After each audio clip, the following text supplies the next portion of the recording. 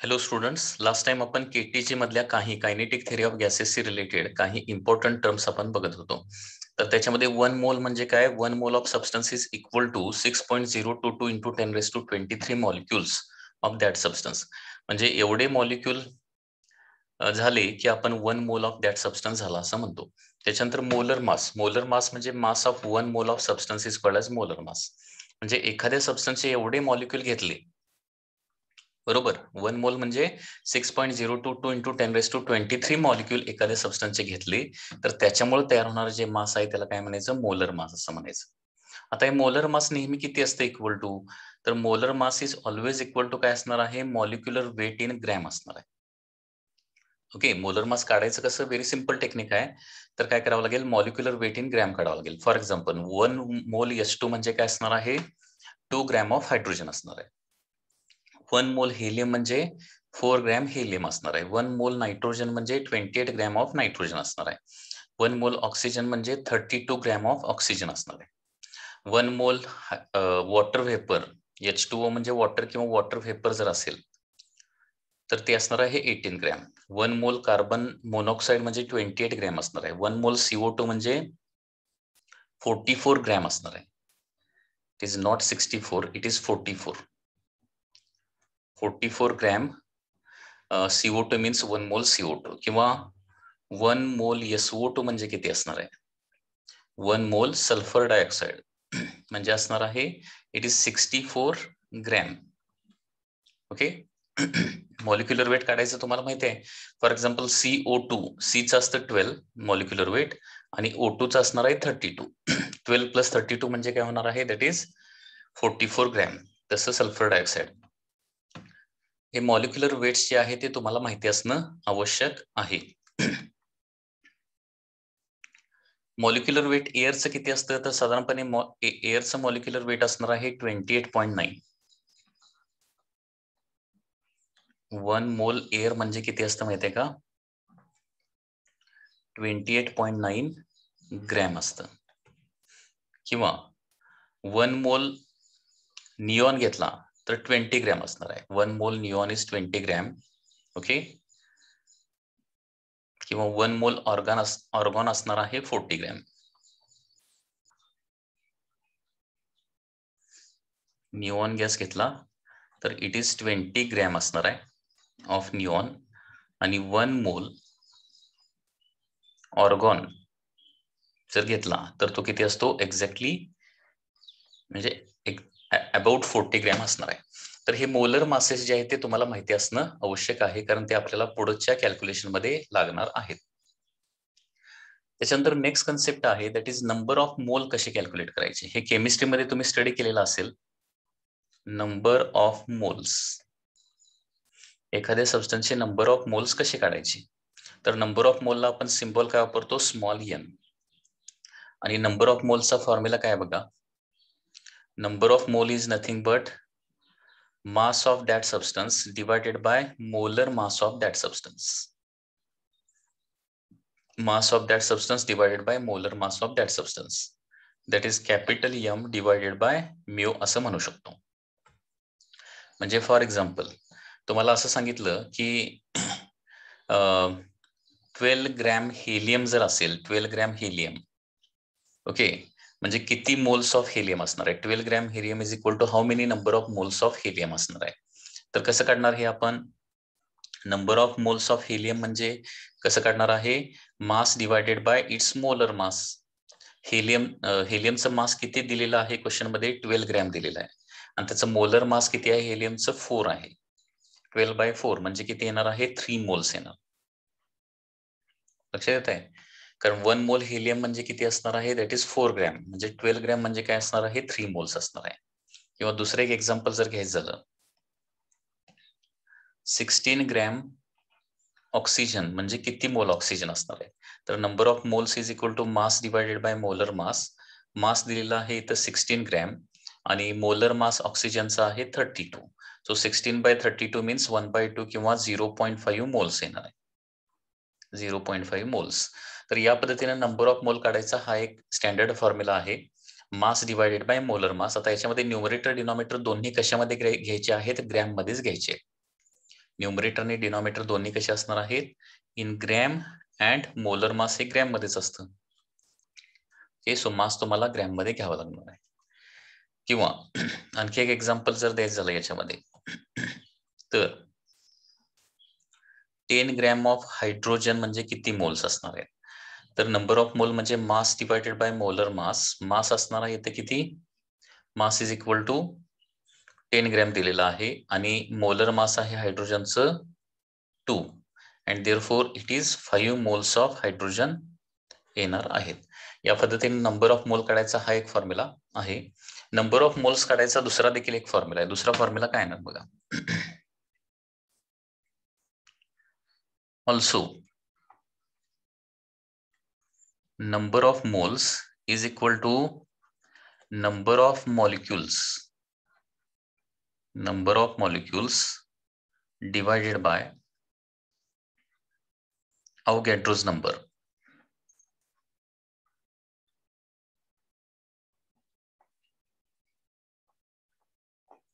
तर number of मोल काढण्यासाठी हा देखील एक फॉर्म्युला आपण वापरू शकतो. n डिवायडेड बाय अवोगॅड्रो नंबरला आपण Na असं म्हणतो.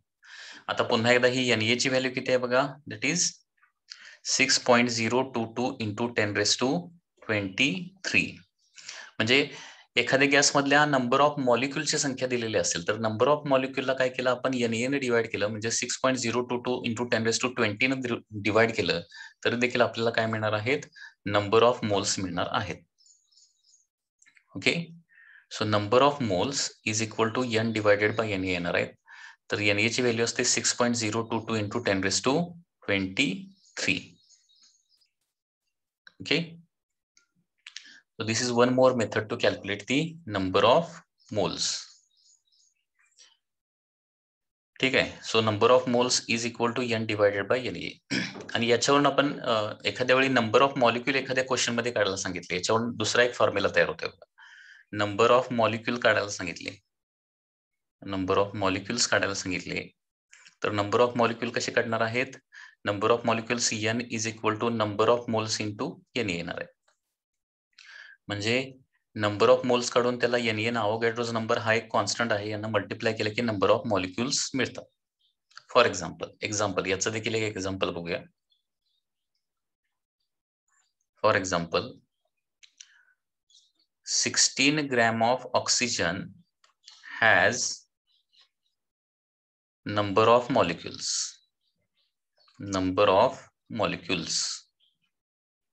म्हणजे 16 ग्रॅम ऑक्सिजन मध्ये किती मॉलिक्युल्स असणार आहेत. ओके, कसं काढणार, अगोदर याचं काय करूया, नंबर ऑफ मोल्स काढूया. नंबर ऑफ मोल्स म्हणजे काय असणार आहे, mass divided by the molar mass. Mass दिलेला आहे 16 ग्रॅम आणि मोलर मास असतं 32 ग्रॅम आणि त्याच्यामुळे काय होणार आहे, हे हाफ मोल येणार आहे. हाफ मोल झालं. आता एका मोल मध्ये किती असतात, 6.022 इंटू 10⁻23 मॉलिक्युल्स असतात. सो नंबर ऑफ मॉलिक्युल काय येणार आहे, therefore number of molecules in 16 gram, number of molecules कसं काढणार आहे, n is equal to that is n into Na. So n is equal to small n म्हणजे half आलेला इथं आणि Na आहे 6.022 इंटू 10⁻23. तर नंबर ऑफ मॉलिक्युल्स आहे 3.011 इंटू 10⁻23. ओके, तर एवढे नंबर ऑफ मॉलिक्युल्स जे आहेत ते प्रोड्यूस होतात. ठीक आहे, तर या पद्धतीने नंबर ऑफ मॉलिक्युल्स आपण फाइंड आउट करू शकतो.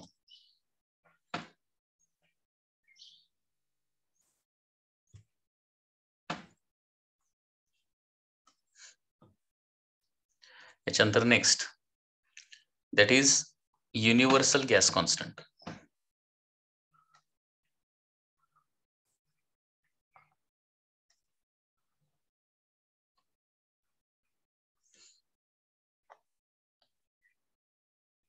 Universal gas constant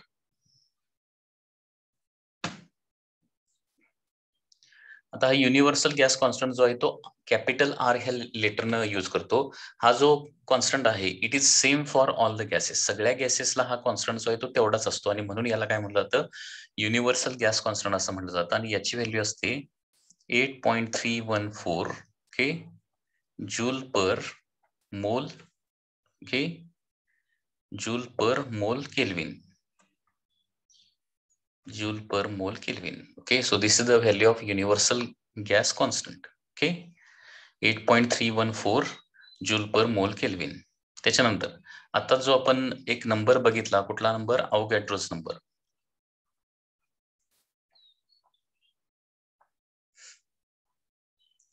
Avogadro number जो आहे तो कुठल्या लेटरनं आपण डिनोट करतो, NA या लेटरनं आपण डिनोट करतो अवोगॅड्रो नंबर. ठीक आहे, NA या लेटरनं डिनोट करतो. आणि अवोगॅड्रो नंबर म्हणजे काय, एका मोलामध्ये असणाऱ्या मॉलिक्यूलची संख्या, that is the Avogadro's number. Okay, it is number of molecules in a mole. It is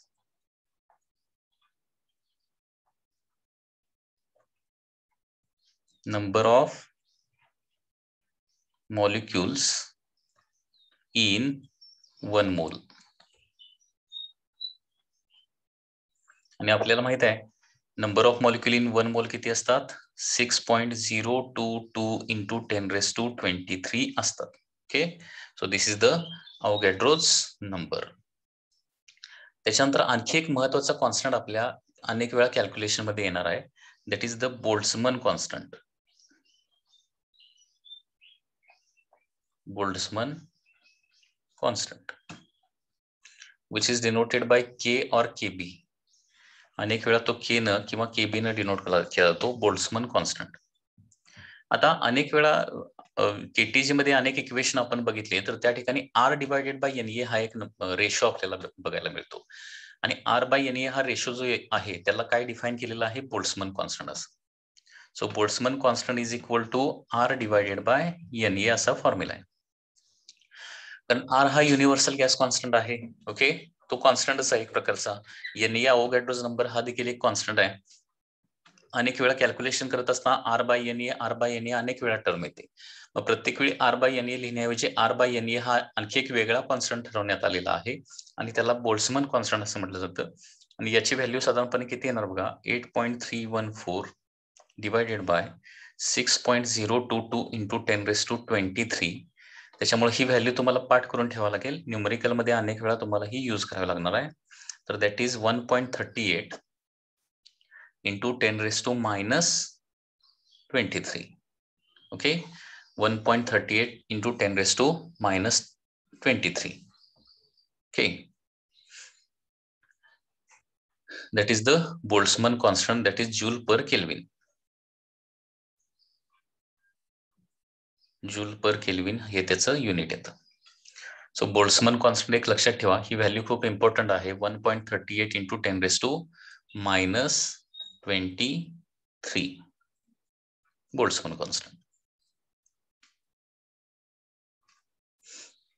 okay, तर याच्या सगळ्या टर्म जे आहेत ते व्यवस्थित प्रॅक्टिस करा आणि व्यवस्थित लक्षात ठेवा. त्याचबरोबर अनेक वेळा आपल्याला क्वेश्चन मध्ये नॉर्मल टेम्परेचर प्रेशर अशी कन्सेप्ट दिलेली असते. Okay, normal temperature and pressure. Normal temperature आणि प्रेशर, ओके, असा वर्ड तुम्हाला बघायला मिळतो अनेक वेळा प्रॉब्लेम्स मध्ये. नॉर्मल टेम्परेचर प्रेशरला शॉर्ट मध्ये काय म्हणतो आपण, NTP असं म्हणतो. Okay, NTP. आता नॉर्मल टेम्परेचर प्रेशर जर क्वेश्चन मध्ये दिलेली असेल तर टेम्परेचर आणि प्रेशरच्या व्हॅल्यू काय घ्यायच्या हे तुम्हाला कळलं पाहिजे. काही वेळेला डायरेक्टली टेम्परेचर आणि प्रेशरच्या व्हॅल्यू दिलेल्या नसतात. ओके, तर नॉर्मल टेम्परेचर प्रेशरला टेम्परेचर तुम्हाला किती घ्यायचं आहे, टेम्परेचर घ्यायचं आहे दॅट इज 273 केल्विन घ्यायचं आहे. ओके, 273 केल्विन म्हणजेच काय असणार आहे, 0 डिग्री सेल्सिअस. तर NTP हा वर्ड तुम्हाला क्वेश्चन मध्ये दिसला की टेम्परेचर 273 केल्विन घ्यायचं आहे आणि प्रेशर जे आहे, प्रेशर किती घ्यायचं आहे, that is equal to 1 atmosphere एवढं प्रेशर घ्यायचं आहे. आणि 1 ॲटमॉस्फिअरची व्हॅल्यू पास्कल जे SI युनिट आहे त्याच्यामध्ये किती असते 1.013 into 10⁵ newton per metre square असते. Okay, normal temperature and pressure.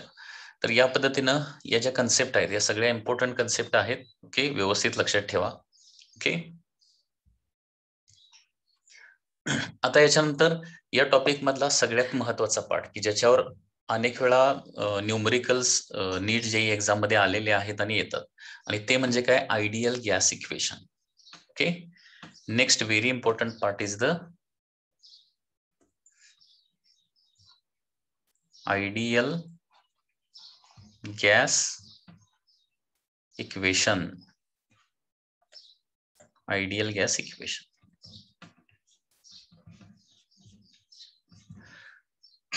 आता याच्या अगोदर आपण बॉइल्स लॉ स्टडी केलेला आहे. तर बॉइल्स लॉ काय सांगतो, प्रेशर इंटू म्हणजे हे 3 लॉज कंबाईन केले की आपल्याला आयडियल गॅस इक्वेशन मिळणार आहे. ओके, तर सुरुवातीला आपण काय बघितला, बॉइल्स लॉ बघितला.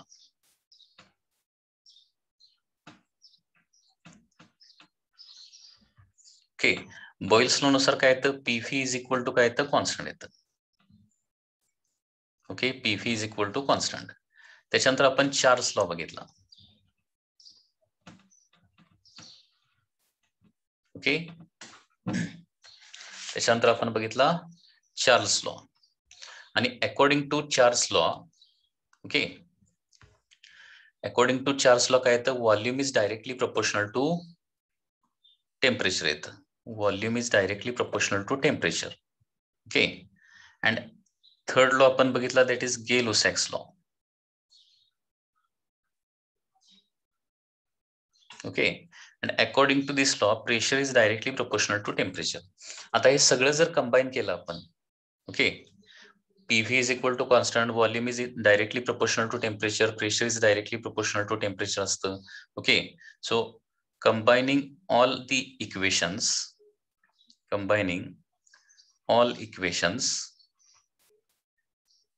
हे सगळे इक्वेशन्स आपण कंबाईन केले तर काय येणार आहे, PV is direct, कारण बघा V is directly proportional to T and P is directly proportional to T, म्हणजे P into V is directly proportional to T असं म्हणू शकतो. बरोबर आहे ना. Volume is directly proportional to temperature, पण कधी हे जर प्रेशर कॉन्स्टंट असेल तर pressure is directly proportional to temperature, कधी व्हॉल्यूम कॉन्स्टंट असेल तर. आता एखाद्या गॅसचं सगळंच चेंज होत असेल, प्रेशर पण चेंज होत असेल, व्हॉल्यूम पण चेंज होत असेल, तर व्हॉल्यूम चेंज झाल्यामुळे त्याच्यामुळे चेंज इन टेम्परेचर होणार आहे, किंवा प्रेशर चेंज झाल्यामुळे त्याच्यामुळे चेंज इन टेम्परेचर होणार आहे. म्हणजे असं आपण म्हणू शकतो की PV is directly proportional to temperature असं म्हणू शकतो. ओके, मग आता इथे एक कॉन्स्टंट टाकावं लागेल.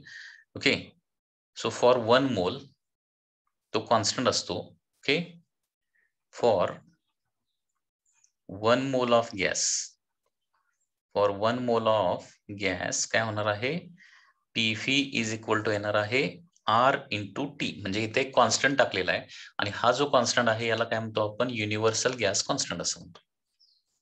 ओके, फिर R म्हणजे काय आहे, युनिव्हर्सल गॅस कॉन्स्टंट. याची व्हॅल्यू तुम्हाला पाठ पाहिजे. म्हणजे युनिव्हर्सल गॅस कॉन्स्टंट कसा आला ते लक्षात आलं का बघा. पहिली गोष्ट म्हणजे बॉइल्स लॉ, चार्ल्स लॉ आणि गे-लुसॅक्स लॉ याच्यावरून काय कळतं की PV is equal to constant, किंवा volume is directly proportional to temperature, pressure is directly proportional to temperature. म्हणजे pressure into volume must be, हे कंबाईन, हे दोन इक्वेशन जरी कंबाईन केले तर आपल्याला काय मिळतं, pressure into volume is directly proportional to temperature येतं. मग आता डायरेक्टली प्रोपोर्शनॅलिटीचं साइन काढायचं असेल आणि कॉन्स्टंट टाकायचं असेल तर कॉन्स्टंट टाकल्यानंतर इक्वेशन काय होणार आहे, PV is equal to RT होणार आहे. And this is for 1 mole of gas. आणि याच्यामध्ये R ला काय म्हणलं जातं, युनिव्हर्सल गॅस कॉन्स्टंट असं म्हणलं जातं. याची व्हॅल्यू किती असते, 8.314 असते जूल पर मोल केल्विन. हे लक्षात ठेवा. ठीक आहे. And therefore for N mole of the gas काय होणार आहे, for N mole of gas, for N mole of gas, okay, हे इक्वेशन काय होणार बघा, PV is equal to NRT होणार आहे. PV is equal to NRT. आणि या पद्धतीने हे इक्वेशन येतं आणि या इक्वेशनलाच काय म्हणतो, this equation is called as ideal gas equation. This equation is called as ideal gas equation. या इक्वेशनलाच काय म्हणतो आपण, आयडियल गॅस इक्वेशन असं म्हणतो. म्हणजे बेसिकली आयडियल गॅस इक्वेशन जे आहे ते कुठून आलेलं आहे, बॉइल्स लॉ, चार्ल्स लॉ आणि गे-लुसॅक्स लॉ या तिन्ही इक्वेशनचं कॉम्बिनेशन करून काय काय झालेलं आहे, हे आयडियल गॅस इक्वेशन आलेलं आहे. Okay, Pv is equal to nRT, यालाच काय म्हणायचं, आयडियल गॅस इक्वेशन असं म्हणायचं. आता या आयडियल गॅस इक्वेशनचे आपण डिफरंट फॉर्म्स बघूया. Okay, different forms of ideal gas equation.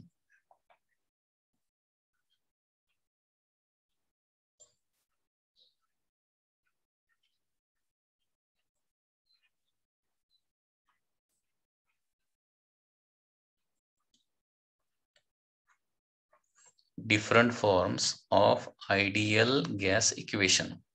तर फर्स्ट फॉर्म तर तुम्ही बघितलेलंच आहे, that is PV, pressure into volume is equal to काय येणार आहे, NRT. याच्यामध्ये पी म्हणजे प्रेशर, व्ही म्हणजे व्हॉल्यूम, एन म्हणजे नंबर ऑफ मोल्स, आर म्हणजे युनिव्हर्सल गॅस कॉन्स्टंट आणि टी म्हणजे काय असतं, केल्विन मधलं टेम्परेचर किंवा ऍब्सोल्यूट टेम्परेचर. ओके, तर हा बेसिक फॉर्म झाला किंवा याला काय म्हणणार आपण, फर्स्ट फॉर्म असं म्हणणार आहे. आता इथं काय करूया, एन आपण रिप्लेस करूया. सेकंड फॉर्म जर काढायचा असेल तर PV is equal to number of mole replace करूया. नंबर ऑफ मोल म्हणजे एन डिवायडेड बाय एन असतं. हा फॉर्म्युला आपण बघितलाय.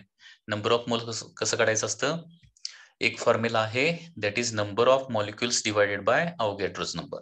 एन बाय एन केलं इंटू RT केलं तर याच्यामध्ये हे आपण असं पण लिहू शकतो, capital N as it is, R divided by N into काय येणार आहे, capital D.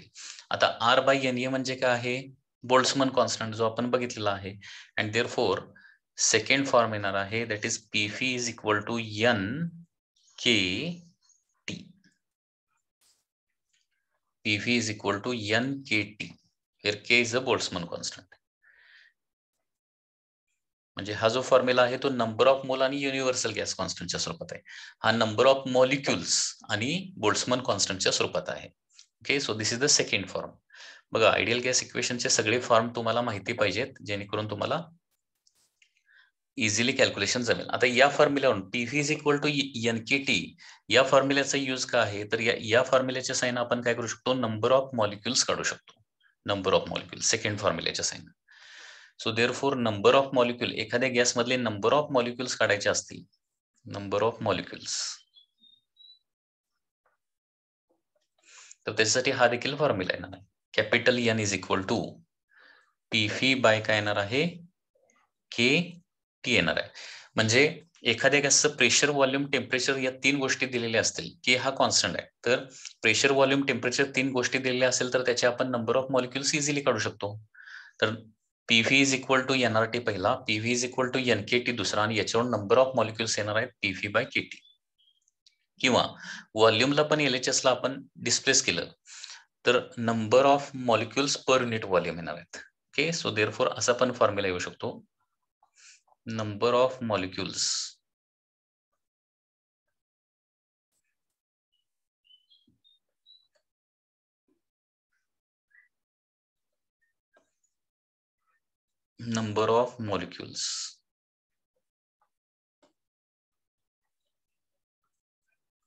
number of molecules per unit volume, per unit volume, number of molecules per unit volume, capital N divided by V. काय येणार बघा, T by KT होणार. म्हणजे pressure divided by Boltzmann constant into temperature केलं तर number of molecule per unit volume मिळणार आहे. लक्षात आलं. त्याच्यानंतर third form, okay, third form of ideal gas equation आपण बघूया. तर थर्ड फॉर्म मध्ये काय येणार आहे, नंबर ऑफ मोल्सला पुन्हा एकदा काय करणार आहे मी, नंबर ऑफ मोल्सचा दुसरा एक फॉर्म्युला आहे ना, स्मॉल एन काढायचा, तो फॉर्म्युला इथं रिप्लेस करणार आहे. तर PV is equal to NRT हे बेसिक फॉर्म आहे. तर NRTच्या ठिकाणी काय करतो, mass divided by molar mass करतो. या पद्धतीने आपण नंबर ऑफ मोल काढतोय. ओके. आता व्हॉल्यूमला RHS ला घेतो आणि म्यूला LHS ला घेतो. सो देअरफॉर काय होणार बघा, P इंटू म्यू, म्यू म्हणजे मोलर मासला LHS ला घेतलेला आहे. P into mu is equal to mass divided by volume, बरोबर आहे ना, व्हॉल्यूमला RHS ला घेतलेला आहे. ओके, M/V RT म्हणजे, आणि मास डिवायडेड बाय व्हॉल्यूम म्हणजे काय असतं, डेन्सिटी असतं. So P mu is equal to येणार आहे rho RT. P mu is equal to rho RT. Okay, तर हा थर्ड फॉर्म्युला येणार आहे आयडियल गॅस इक्वेशनचा. P mu is equal to rho RT. Okay, P into mu म्हणजे molar mass is equal to density into RT. म्हणजे density जर काढायचं असेल, डेन्सिटी, तर डेन्सिटी याच्यावर म्हणजे काय येणार आहे, याचा ऍप्लिकेशन काय येणार आहे, डेन्सिटी आपल्याला एखाद्या गॅसची काढायची असेल, कम्पेअर करायची असेल, तर डेन्सिटी येणार आहे P into mu divided by RT. P mu by RT केल्यावर आपल्याला त्या गॅसची डेन्सिटी मिळणार आहे. म्हणजे त्या गॅसचं प्रेशर, त्याचं मोलर मास आणि टेम्परेचर दिलेलं असेल तर आपण डेन्सिटी काढू शकतो. ओके,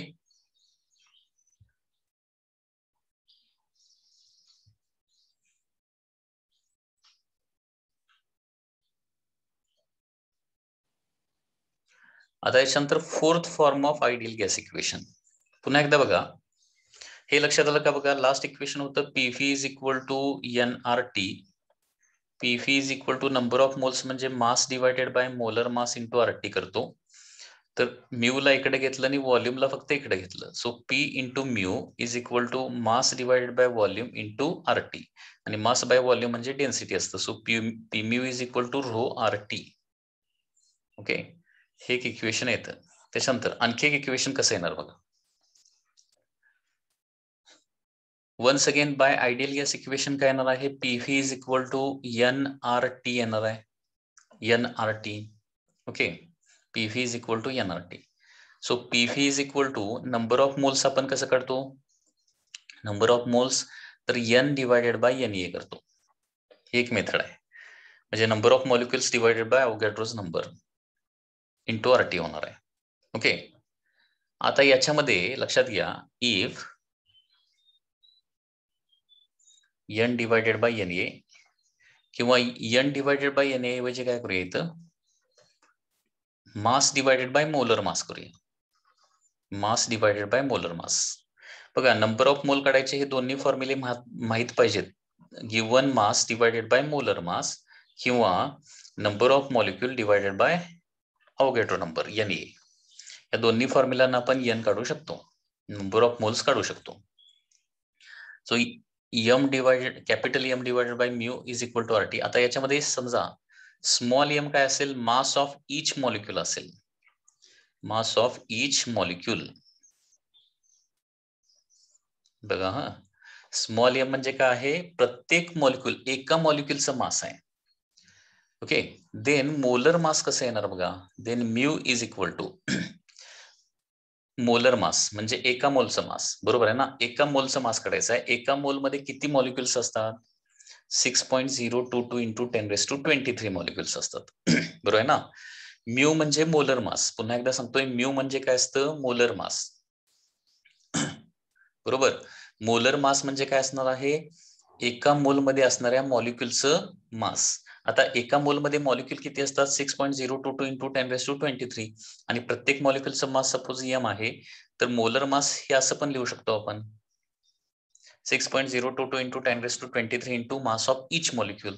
म्हणजेच काय लिहू शकतो, NA इंटू M लिहू शकतो, कारण 6.022 इंटू 10⁻23 म्हणजे काय असणार आहे, अवोगॅड्रो नंबर असणार आहे. Mu is equal to NA into M. ठीक आहे, आता म्यूच्या ठिकाणी NA इंटू M प्लेस करूया आणि काय फॉर्म्युला येतो बघा, PV is equal to capital M as it is, NA into काय येणार आहे, स्मॉल m येणार, इंटू RT येणार आहे. ओके, आता याच्यामध्ये काय करतो, रिअरेंजमेंट करतो सगळं. P इंटू स्मॉल एम लिहितो, म्हणजे स्मॉल एम ला LHS ला नेलेला आहे मी, फी ला RHS ला नेणार आहे, मास डिवायडेड बाय व्हॉल्यूम होणार. मग फी ला RHS ला नेल्यानंतर काय येणार आहे, मास डिवायडेड बाय व्हॉल्यूम होणार. त्याच्यानंतर R डिवायडेड बाय NA करतो, इंटू काय करतो, capital T. So therefore P small m is equal to mass by volume म्हणजे density of the gas. Okay, rho R by NA म्हणजे K असतं आणि T म्हणजे काय असणार आहे, absolute temperature. This is another form of ideal gas equation, that is PM. हा formula कशाच्या स्वरूपात आहे, मास ऑफ इच मॉलिक्युलच्या स्वरूपात आहे. मास ऑफ इच मॉलिक्युल म्हणजे या फॉर्म्युल्याच्या साहाय्यानं एका मॉलिक्युलचा आपल्याला मास देखील काढता येतं. म्हणजे एखाद्या गॅसमध्ये एखाद्या मॉलिक्युलचा मास किती असेल, एका मॉलिक्युलचा मास असणार आहे that is equal to mass is equal to rho KT divided by pressure असणार आहे. डेन्सिटी जर दिलेली असेल तर एका मॉलिक्युलचा मास काढण्यासाठी हा फॉर्म्युला वापरू शकतो. एका मॉलिक्युलचा मास किती येणार आहे, that is density of gas into Boltzmann constant into absolute temperature divided by काय असणार आहे, प्रेशर ऑफ दॅट गॅस असणार आहे. ओके, तर बघा हे चारही इक्वेशन तुम्हाला व्यवस्थित पाठ असणं आवश्यक आहे. आयडियल गॅस इक्वेशनचे 4 फॉर्म्स पुन्हा एकदा लिहितो, हे खूप इम्पॉर्टंट आहेत. पहिलं म्हणजे general form, that is PV is equal to NRT. पहिला फॉर्म्युला आहे PV is equal to NRT. दुसरा आहे PV is equal to PV is equal to NKT. PV is equal to NKT. Okay, तिसरा formula आहे P mu is equal to rho RT. P mu is equal to rho RT, बरोबर. आणि चौथा formula आहे that is P into small m is equal to rho KT. हे चारही equation ideal gas equation आहेत, लक्षात घ्या. आणि नीट 2016 ला हा फॉर्म्युला विचारलेला होता. नीट 2016 म्हणजे याच्यातलं कुठलं, which of the following is a correct ideal gas equation, तर त्याच्यामध्ये हा ऑप्शन जो आहे तो करेक्ट होता, PM is equal to rho RT. आता प्रत्येक इक्वेशनचा यूज काय आहे, कुठं यूज करायचा, PV is equal to NRT कधी वापरणार, तर एक प्रेशर काढायचं असेल, व्हॉल्यूम काढायचं असेल किंवा टेम्परेचर काढायचं असेल, बाकीची इन्फॉर्मेशन दिलेली असेल तर PV आणि T काढायचं असेल तर त्यासाठी आपण फर्स्ट इक्वेशन वापरू शकतो. सेकंड इक्वेशनचा स्पेसिफिक यूज कशासाठी होणार आहे, तर नंबर ऑफ मॉलिक्यूल काढण्यासाठी. Okay, specifically second equation number of molecule एखाद्या गॅस मधले काढण्यासाठी वापरू शकतो. म्हणजे नंबर ऑफ मॉलिक्युल्स काय येणार आहेत, PV बाय काय येणार आहे, KT येणार आहे. थर्ड इक्वेशन स्पेसिफिकली एखाद्या गॅसची डेन्सिटी काढण्यासाठी वापरू शकतो, that is P mu by काय येणार आहे, RT येणार आहे, P म्यू बाय RT. आणि फोर्थ इक्वेशन स्पेसिफिकली एखाद्या गॅस मधल्या एका मॉलिक्युलचं मास काढायचं असेल, स्मॉल म्हणजे एका मॉलिक्युलचं मास, तर ते येणार आहे that is rho KT divided by pressure. Okay, so बघा equation PV is equal to NRT, PV is equal to small nRT, PV is equal to capital NKT, okay, P mu is equal to rho RT and P mu is equal to rho KT. Okay, PV is equal to NRT, PV is equal to NKT, P mu is equal to rho RT and P small m is equal to rho KT. Okay, so these are called as ideal gas equations in different forms. आता हे नेहमी लक्षात ठेवा, इथं M हे symbol अनेक वेळा use करावं लागतं आणि त्याच्यामुळे लक्षात घ्या या सगळ्या मिनिंगचा, या सगळ्या लेटर्सचा जरा मिनिंग व्यवस्थित लक्षात घ्या. कॅपिटल M म्हणजे काय घेणार आहे आपण, टोटल मास ऑफ गॅस घेणार आहे, टोटल मास ऑफ गॅस घेणार आहे. ह्याच्यासाठी आपण कॅपिटल M जनरली वापरणार आहे. स्मॉल m कशासाठी वापरणार आहे जनरली, तर mass of each molecule, mass of each molecule, एका मॉलिक्यूलचं, लक्षात घ्या, एका मॉलिक्यूलचं मास रिप्रेझेंट करण्यासाठी आपण स्मॉल m वापरणार. ठीक आहे, आता कॅपिटल M तर टोटल मासला गेलं, स्मॉल m तर इच मासला गेलं, त्याच्यामुळे मोलर मासला रिप्रेझेंट करायला सिम्बॉल काय, तर मोलर मासला आपण अनेक वेळा यम डब्ल्यू न यम सफिक्स डब्ल्यू न रिप्रेझेंट करतो, किंवा त्याच्यापेक्षा आता यम डब्ल्यू न रिप्रेझेंट करायचं म्हणजे यम आणि डब्ल्यू हे 2 लेटर प्रत्येक इक्वेशन मध्ये लिहायला लागणार, त्याच्यामुळे परत कन्फ्युजन होऊ शकतं. आणि त्याच्यामुळं मॉलिक्युलर वेट किंवा मोलर मास साठी आपण म्यू सिंबल वापरतो. दॅट इज मोलर मास किंवा मॉलिक्युलर वेट म्हणा, मोलर मास और त्याला काय म्हणा मॉलिक्युलर वेट. त्याच्यासाठी आपण म्यू सिंबल वापरणार आहे, लक्षात घ्या. हे डिनोशन्स लक्षात ठेवा, जेणेकरून तुम्हाला पुढे काय कन्फ्युजन होणार नाही.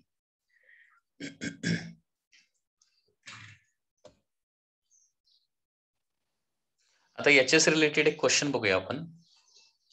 Question like this, find the total number of molecules of air in a room of 20 centimeter cube at the temperature of 27 degrees Celsius.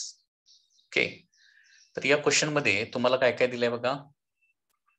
Volume दिलेला आहे 20 मीटर क्यूब, हे व्हॉल्यूम दिलेलं आहे, आणि टेम्परेचर दिलेलं आहे 27, पण डिग्री सेल्सिअस मधलं टेम्परेचर आपण वापरत नाही, केल्विन मध्ये कन्व्हर्जन करावं लागेल. सो 27 + 273 म्हणजे काय होणार आहे 300 केल्विन इज द टेम्परेचर.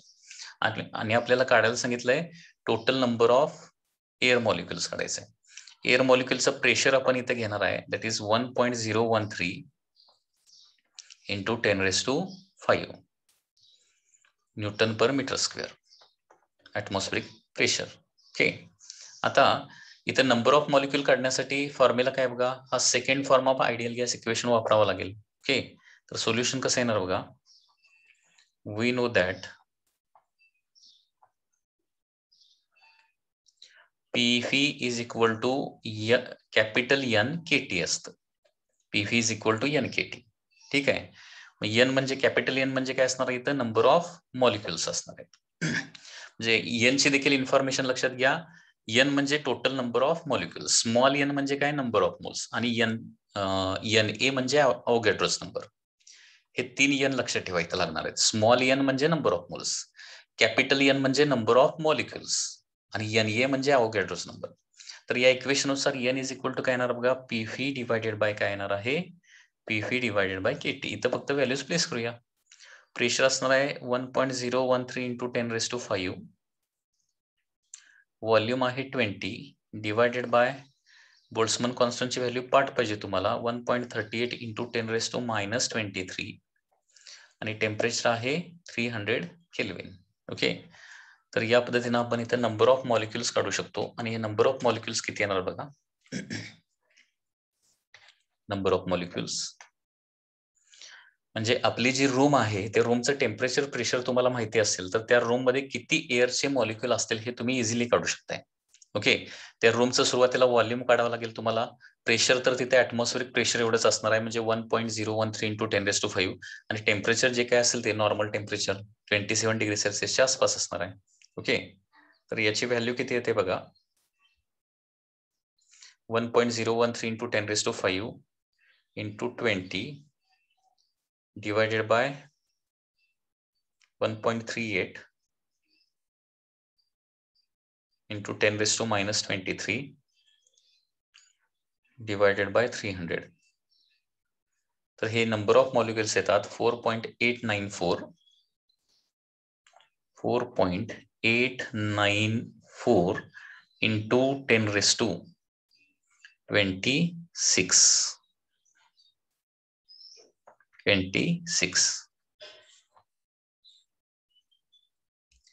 आता इथे एक महत्वाची गोष्ट लक्षात ठेवा, नंबर ऑफ मॉलिक्युलचा फॉर्म्युला असतो पीफी बाय केटी. म्हणजे याचा मिनिंग काय झाला की नंबर ऑफ मॉलिक्युल कशावर डिपेंड असतात, प्रेशर, व्हॉल्यूम आणि टेम्परेचरवर डिपेंड असतात. तो कुठल्या टाईपचा गॅस आहे त्याच्यावर डिपेंडंट नसतात. म्हणजे 20 मीटर क्यूबची जर रूम असेल, 20 मीटर क्यूबची जर रूम असेल, तर तिथं हायड्रोजन गॅसचे देखील एवढ्या प्रेशर, टेम्परेचर, व्हॉल्यूमला तेवढेच मॉलिक्युल येणार आहेत, किंवा ऑक्सिजनचे देखील एवढ्या टेम्परेचर, प्रेशरला तेवढेच मॉलिक्युल येणार आहेत. एअर असू दे, ऑक्सिजन असू दे, नायट्रोजन असू दे, कुठलाही गॅस असू दे, सगळ्यांचं प्रेशर, व्हॉल्यूम आणि टेम्परेचर सेम असेल. मी काय सांगतो बघा, सगळ्यांचं प्रेशर, व्हॉल्यूम हे बघा, पी, फी आणि टी, के हा कॉन्स्टंटच आहे. पी, फी आणि टी सगळ्यांचं तेवढंच असेल तर नंबर ऑफ मॉलिक्युल एक्झॅक्टली तेवढेच येतात. म्हणजे नंबर ऑफ मॉलिक्युल्स हे गॅसवर डिपेंडंट नसतात. ओके, जर सगळ्यांचं प्रेशर, व्हॉल्यूम आणि टेम्परेचर सेम असेल तर. ओके, तर या पद्धतीने हा एक सिंपल प्रॉब्लेम आहे ज्याच्यामध्ये काय केलेले आहेत, नंबर ऑफ मॉलिक्युल्स आपण कॅल्क्युलेट केलेले आहेत. Okay, number of molecules.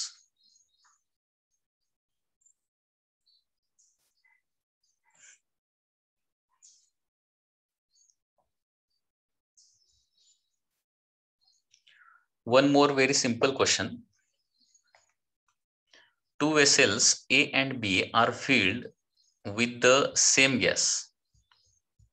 Okay, with the same gas, where temperature and pressure in the vessel is twice the volume, temperature and pressure in the vessel B. Calculate ratio of number of molecule. पुन्हा एकदा इथं number of मॉलिक्युलचा ratio काढायला सांगितलंय.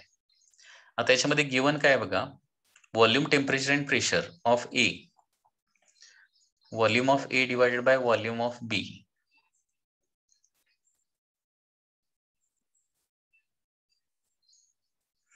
हे काय दिलेलं आहे, 2 times दिलेलं आहे. त्याच्यानंतर pressure in A divided by pressure of gas A divided by pressure of gas B हे देखील 2 दिलेलं आहे. आणि temperature of A divided by temperature of B याची व्हॅल्यू देखील काय दिलेली आहे, 2 दिलेली आहे. लक्षात येते का?